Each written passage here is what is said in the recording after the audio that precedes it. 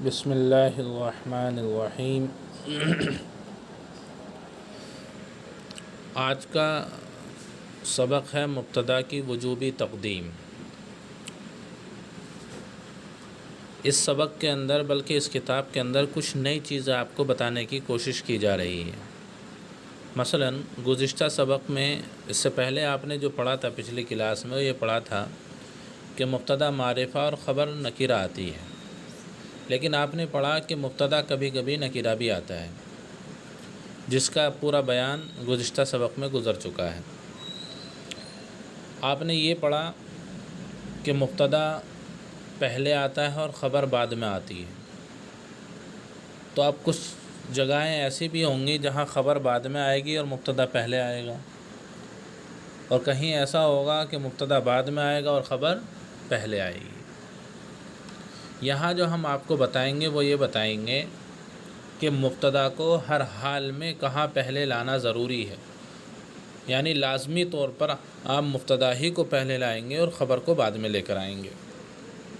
وہی چیز آج کے اس سبق میں بیان کی گئی ہے۔ دیکھیے کیا لکھتے ہیں صاحب کتاب: کچھ مواقع ایسے ہیں جہاں مبتدا کی تقدیم واجب ہے، یعنی مبتدا کو پہلے ہی لانا لازم ہوگا، واجب ہوگا، ضروری ہوگا۔ بقیہ صورتوں میں اگر معنی میں کوئی خلل واقع نہ ہو تو ایک دوسرے کو مقدم و مؤخر کرنا جائز ہے۔ یعنی یہ تو وہ صورتیں ہیں جہاں آپ کو ہر حال میں مبتدا خبر میں سے مبتدا کو پہلے اور خبر کو بعد میں لایا جائے گا، لیکن اس کے علاوہ اگر کوئی دوسرا جملہ ہے اور معنی میں کوئی خلل واقع نہیں ہے تو آپ مبتدا کو بعد میں اور خبر کو پہلے لا سکتے ہیں۔ چنانچہ حسب ذیل 4 مقامات پر مبتدا وجوباً مقدم ہوگا۔ انہوں نے 4 مقامات بتائے ہیں۔ اب اس میں دیکھیے نمبر 1 لکھ رہا ہے، نمبر 1 کے بعد الف لکھ رہا ہے، با لکھ رہا ہے، جیم لکھ رہا ہے، دال لکھ رہا ہے، ہا لکھ رہا ہے، اور اس کے بعد لکھ رہا ہے نمبر 2۔ تو نمبر 1 تو وہ ہوا، نمبر 2 یہ ہوا، اور 2 کے نیچے نمبر 3 ہے، اور آخر میں نمبر 4 ہے۔ ٹھیک ہے، تو ہم بالترتیب سب کو سمجھاتے ہیں۔ نمبر 1، جب مبتدا ان کلمات میں سے ہو جو جملے کے شروع ہی میں آتے ہیں، اور وہ یہ ہیں، یعنی کچھ چیزیں ایسی ہیں، کچھ اسماء ایسے ہیں جو حرف کی شکل میں نظر آتے ہیں لیکن وہ اسماء ہیں جو ہمیشہ جملے کے شروع میں استعمال ہوتے ہیں، کبھی جملے کے بیچ یا جملے کے آخر میں استعمال نہیں ہوتے ہیں۔ ان میں سے ایک ہے من، من مانے کون، ایو، ایو مانے بھی، کون جس، اور نمبر 2 کم، کم خبریہ، نمبر 3 ما تعجبیہ، نمبر 4 ضمیر شان، نمبر 5 لام مفتوح، لام تاکید مفتوح۔ تو یہ 5 جگہ جو ہے، 5 اسماء ایسے ہیں جو جملے کے شروع میں آتے ہیں۔ اب اس کی مثال دی انہوں نے، جیسے اسماء استفہام یا اسماء شرط، جیسے من ابوکا۔ تو لفظ من جو ہے، جو من آ رہا ہے، یہ ہمیشہ جملے کے شروع میں استعمال ہوتا ہے، تو من یہاں پر مبتدا بننا ہے۔ اسی طریقے سے ایو، ایو اسماء شرط میں سے ہیں، تو ایو بھی ہمیشہ جملے کے شروع میں آتا ہے، تو یہ بھی کیا بنے گا؟ مبتدا بنے گا۔ ایو شریف تصاحبہ اصاحبہ۔ نمبر 2 ہے کم خبریہ۔ کم کا پورا بیان تو آپ آئندہ سبق میں پڑھیں گے، لیکن آپ یہ اتنا یاد رکھ لیے کہ ایک کم خبریہ ہوتا ہے، ایک کم استفہامیہ ہوتا ہے۔ یعنی ایک کم تو وہ ہوتا ہے جس میں سوال ہوتا ہے، اور ایک کم وہ ہوتا ہے جس میں خبر کے معنی دیے جاتے ہیں۔ تو انہوں نے یہ کہہ رہا ہے کہ کم خبریہ بھی یہ جملے کے شروع میں استعمال ہوتا ہے، اور جب کم آئے گا تو یہ ہمیشہ پہلے آئے گا اور مبتدا بنے گا۔ اس کی مثال دی انہوں نے، کم رجل فی البیت، گھر میں کتنے ہی آدمی ہیں۔ نمبر 3 ما تعجبیہ، ما احسن النتیجۃ، نتیجہ کتنا اچھا رہا، تو ما جو ہے یہاں پر مبتدا بننا ہے۔ نمبر 4 ہے ضمیر شان یا ضمیر قصہ۔ ضمیر شان یا ضمیر قصہ اس کو کہتے ہیں جو جملہ اسمیہ کے شروع میں ہوتی ہے، نہ تو اس کا کوئی معنی ہوتا ہے، نہ ہی اس کا کوئی مرجع ہوتا ہے۔ مرجع نہ یہ پتہ ہوتا ہے کہ وہ کس طرف لوٹ رہی ہے، اور نہ ہی اس کا ترجمہ ہوتا ہے۔ جیسے هو اللہ احد، تو اس کا ترجمہ یہ کیا جاتا ہے اللہ ایک ہے، ہوا کا ترجمہ نہیں کیا جاتا، تو یہ کہلاتی ہے ضمیر شان۔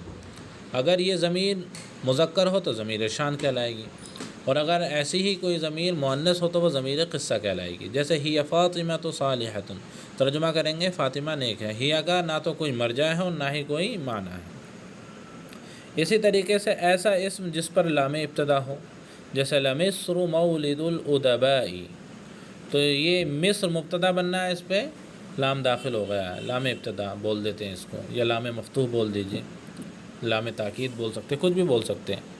تو جب لام آ جائے تو پہلا والا کیا بنے گا؟ مبتدا بنے گا۔ یہ تو ہوئی وہ اسماء جو جملے کے شروع ہی میں آتے ہیں اور جملے کے شروع میں آ کے ہمیشہ مبتدا بنتے ہیں، اور وہ کون سے ہیں؟ وہ 5 چیزیں بتائیں۔ نمبر 1 اسماء استفہام ازیہ اسماء شرط، نمبر 2 کم خبریہ، نمبر 3 ما تعجبیہ، نمبر 4 ضمیر شان یا قصہ، نمبر 5 ایسا اسم جس پر لام ابتدا داخل ہو۔ یہ یاد ہونا چاہیے۔ دوسری جگہ جہاں مبتدا کو ہر حال میں پہلا ہی لایا جائے گا وہ ہے جب مبتدا کی خبر جملہ فعلیہ ہو اور ضمیر مستتر ہو جو مبتدا کی طرف لوٹتی ہو، جیسے زید خرج الولد یسمع۔ یہ کہہ رہے ہیں کہ ایک اسم بنے مبتدا، اس کے بعد ایک جملہ ہے، انہوں نے تو صرف جملہ فعلیہ کہا ہے، حالانکہ اصول یہ ہے کہ وہ جملہ اسمیہ بھی ہو سکتا ہے۔ چلیے جملہ اسمیہ کہا تو ان کی بات کو سمجھ لیتے ہیں کہ پہلے کوئی اسم آئے، اس کے بعد کوئی جملہ آئے اور وہ پورا جملہ کیا بن رہا ہو؟ اس مبتدا کی خبر بن رہا ہو، اور اس جملے کے اندر کوئی ضمیر ہو جو مبتدا کی طرف لوٹ رہی ہو۔ جیسے انہوں نے مثال دی زید خرج، زید مبتدا ہو گیا، خرج فعل بفاعل، اور فعل بفاعل ہو کر جملہ فعلیہ، اور جملہ فعلیہ ہو کر زید کی بنے گی خبر۔ تو یہ خرج پورا جملہ فعلیہ ہو کر زید کی خبر بننا ہے، اور خرج میں جو ضمیر ہے وہ لوٹ رہی ہے زید کی طرف۔ الولد یسمع، الولد مبتدا، یسمع فعل بفاعل جملہ فعلیہ ہو کر پورا جملہ بن رہا ہے الولد کی خبر۔ تو انہوں نے جملہ فعلیہ کی مثال دی۔ جملہ اسمیہ کی مثال ہم دے سکتے ہیں، جیسے الظلم عاقبتہ وخیمۃ، ظلم اس کا انجام برا ہے۔ تو الظلم، ظلم مبتدا ہو گیا، عاقبتہ مضاف ہو کے پھر مبتدا ہو گیا، وخیمۃ برا، اور یہ وخیمۃ عاقبتہ کی خبر ہو گیا، اور پورا جملہ اسمیہ ہو کر الظلم کی خبر بن گیا۔ تو یہ جملہ اسمیہ بھی ہو سکتا ہے، جملہ فعلیہ بھی ہو سکتا ہے، لیکن شرط یہ ہے کہ ایک ضمیر ہونی چاہیے جو مبتدا کی طرف لوٹ رہی ہو۔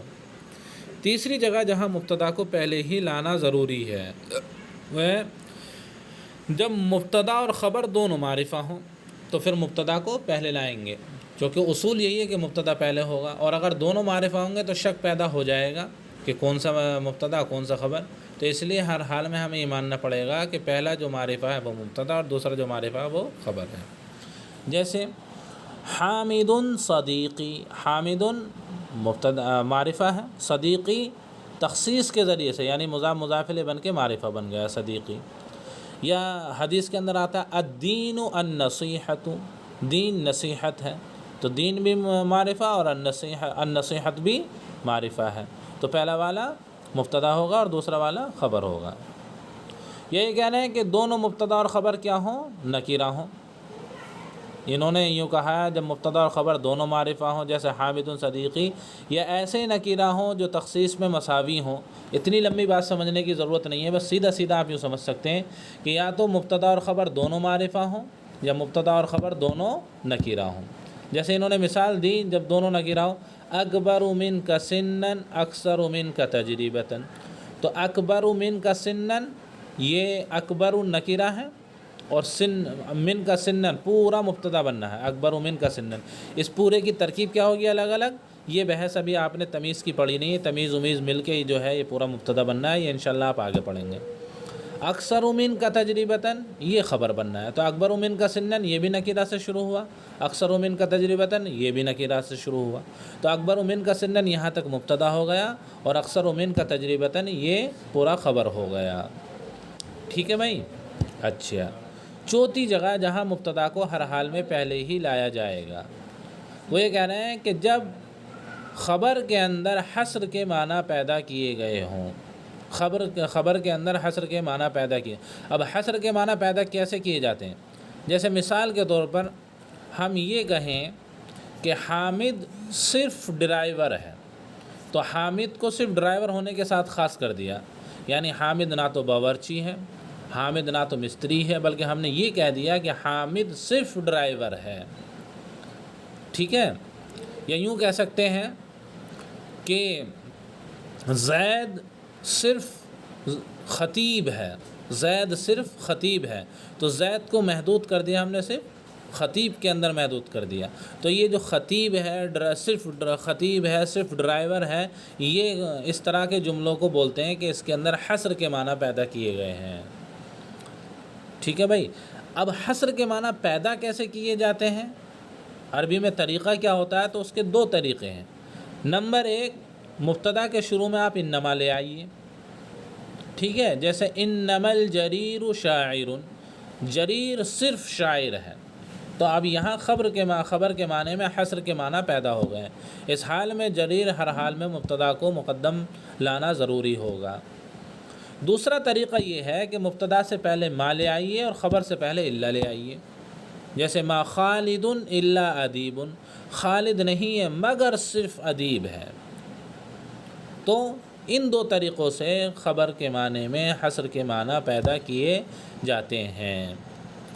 تو آج آپ نے جانا کہ مبتدا کو کہاں پہلے لانا واجب ہے۔ تو مبتدا کو پہلے لانا 4 جگہ واجب ہے۔ نمبر 1، جب مبتدا ان کلمات میں سے ہو جو جملے کے شروع میں آتے ہیں، اور وہ 5 طرح سے ہوتے ہیں۔ نمبر 1، اسماء استفہام ہو یا اسماء شرط ہو۔ نمبر 2، کم خبریہ۔ نمبر 3، ما تعجبیہ۔ نمبر 4، ضمیر شان یا قصہ۔ نمبر 5، ایسا علم جس پر لام ابتدا داخل ہو۔ دوسری جگہ جہاں مبتدا کو پہلے لانا ضروری ہے، وہ جملہ مبتدا کے بعد جملہ ہونا چاہیے، چاہے وہ جملہ فعلیہ ہو یا اسمیہ ہو، اور اس جملے کے اندر ایک ضمیر ہو جو مبتدا کی طرف لوٹ رہی ہو۔ نمبر 3، جب مبتدا اور خبر دونوں معرفہ ہوں تو مبتدا پہلے لایا جائے گا۔ نمبر 3، جب مبتدا اور خبر دونوں نکرہ ہوں تو مبتدا کو پہلے لایا جائے گا۔ نمبر 4، جب خبر کے اندر حصر کے معنی پیدا کیے گئے ہوں اور وہ انما یا الا کے ذریعے پیدا کیے جاتے ہیں۔ آج کا سبق مکمل ہوا۔ والسلام علیکم۔